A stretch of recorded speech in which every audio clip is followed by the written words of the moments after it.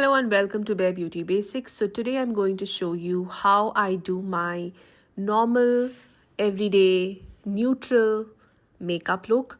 And for today I'm using my K-Beauty Hydrating Foundation.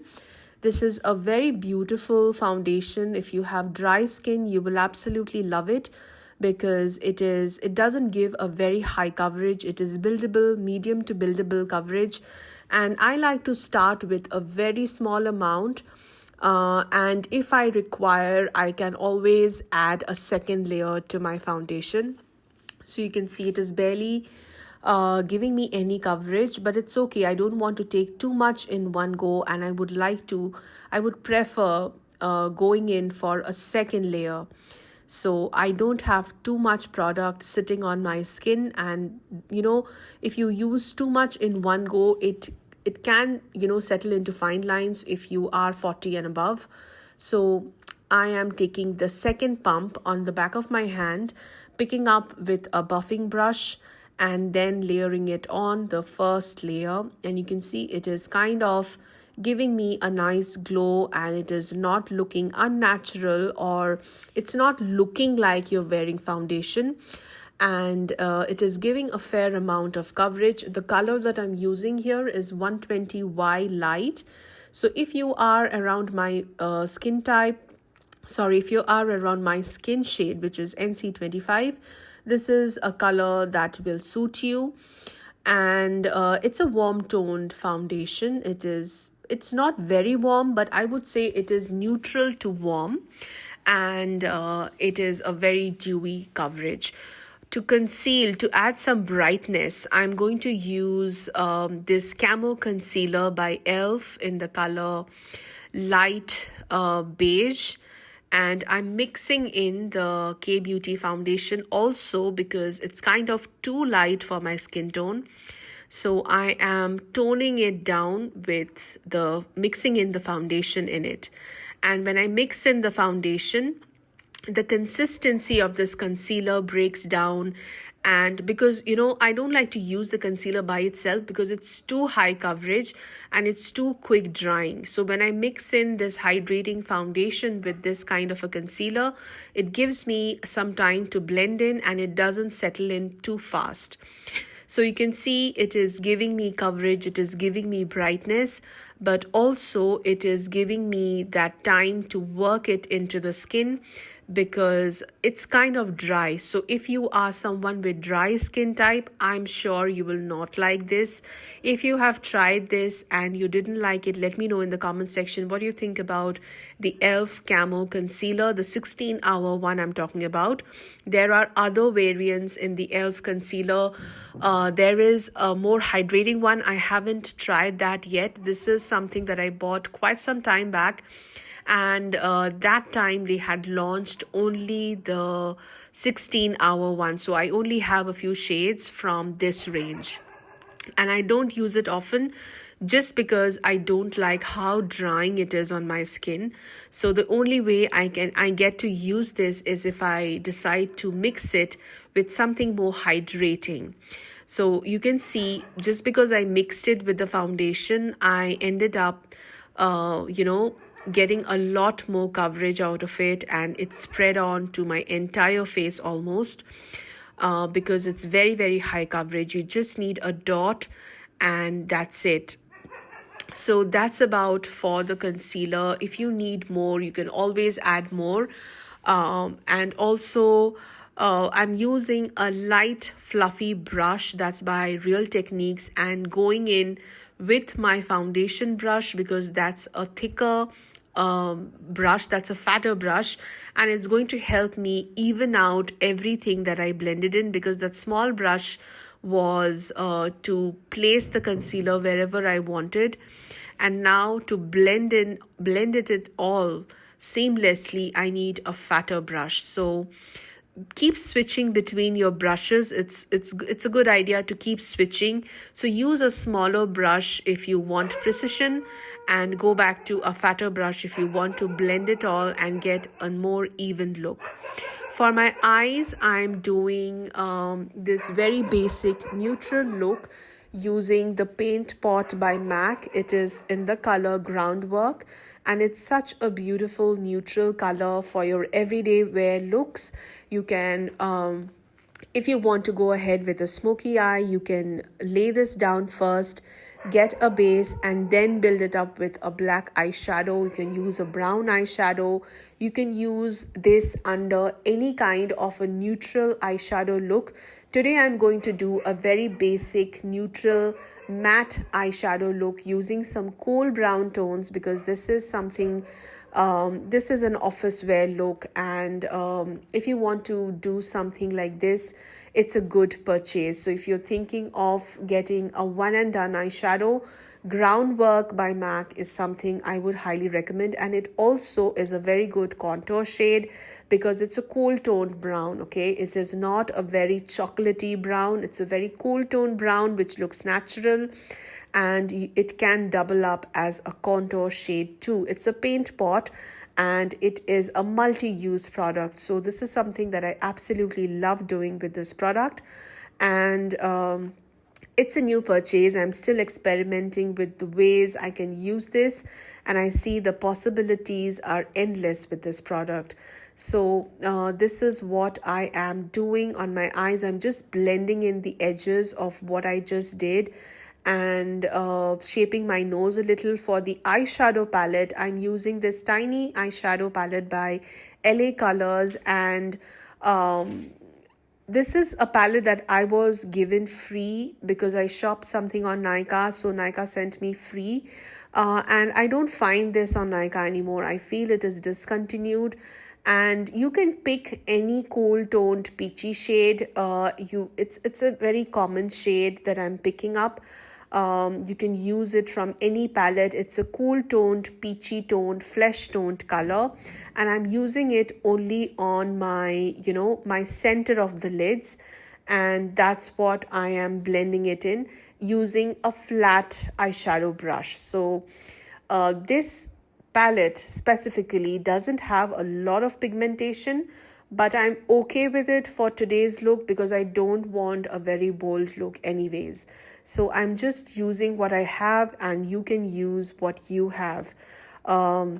Blending it with a clean eyeshadow brush so that you don't have any harsh edges, and you can see it is giving a two-toned effect where you have a lighter color on your lids and the groundwork peeking in through from behind. And also just in the center, I'm using the white shade from the palette and just dotting it on the center. Okay, just on the center, and then again going back to my clean blending brush and just blending in so that I don't have any harsh edges. So it's a very easy eyeshadow look that anyone can do, and this is a matte finish, so you can do it for office looks, for any kind of looks where you don't want your makeup to look too loud. And I'm also going back to my concealer because I feel I need a little more brightness under the eyes.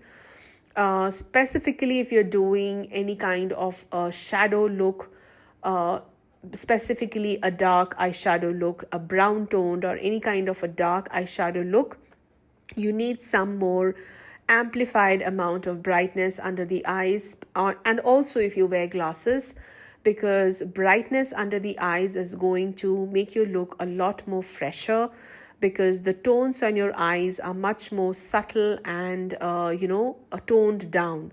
So you need to add the brightness back under your eyes so that you look awake and you don't look too tired or exhausted. So just take your time, blend in the concealer, and this is how my eyes are looking. I decided to add a little bit of that peachy color onto my brow bone just to add a little bit of dimension. So you can go with a lighter color, you can go with this peachy tone, it's up to you. It's a very easy look. You can see there is no rocket science in this. It's a very easy everyday look. For the bronzer, I'm using this e.l.f. Putty bronzer, and it is in the color Day Trip. It's a very beautiful easy to blend in bronzer. It is not very highly pigmented and it's easy to work for beginners.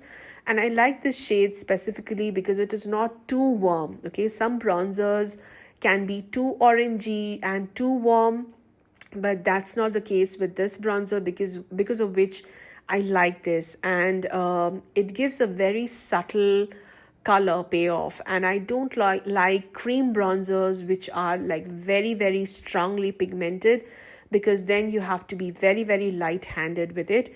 The brush that I'm using was sent to me by Elf, so I'm not sure if you get this online. It's a very nice synthetic bristle brush which is flat on top and it has short bristles.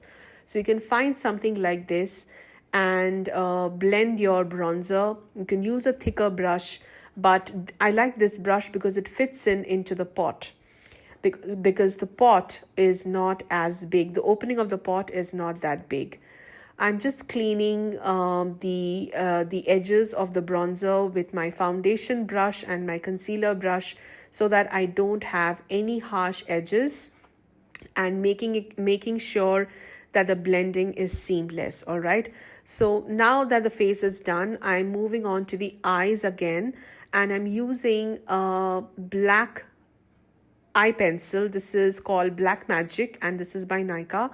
I'm using this pencil to draw a very thin line very very close to my lash line. Okay, so if you are a beginner, using a pencil to line your eyes is your best bet, because it's more forgiving. If you go wrong, you can just wipe it out.